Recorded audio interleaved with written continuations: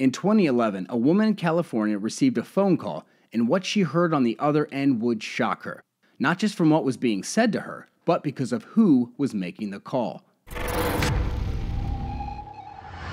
Mary Higgins, an 86-year-old woman living in Petaluma, California, was just your sweet old grandmother type, when one day she received a call from someone claiming to be her grandson, William.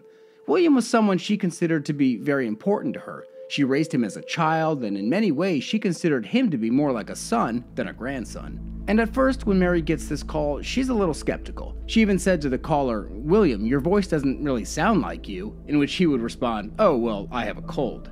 William then went on to tell her how he had gotten in a drunk driving accident in the Dominican Republic and needed money, not only to get out of jail, but to pay his victim. Mary was instantly devastated by this news, and even though the situation didn't make much sense, she wanted to help William, so she sent him $4,300, followed by another $3,000 the day after. In fact, one of Mary's sons, not William's father but a different son, even went with her to the bank to assist her in withdrawing the money. And even he would admit that this guy on the phone claiming to be William had all the right answers for everything. So he thought it was legit and had no problem helping his mom send the money. But of course, this turned out to be nothing more than a scam, leaving Mary out $7,000 and just feeling horrible.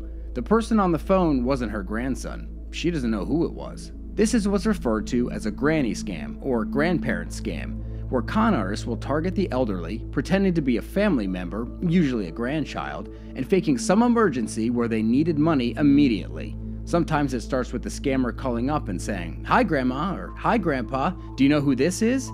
The grandparent starts guessing names, and at that point, the scammer is just sitting back learning the names of the grandchildren for this person and just poses as one of them. In Mary's case, she should have asked the caller some questions that only the real William would know. But if you're a trusting person who's receiving terrible news from someone you believe is your grandson, you're probably not going to just start asking them questions to prove that it's them. Police also urge people in Mary's situation to verify the story by checking with other family members. That's it for today's episode. Again, hit that like and subscribe button, and until next time, keep your eyes open for scams.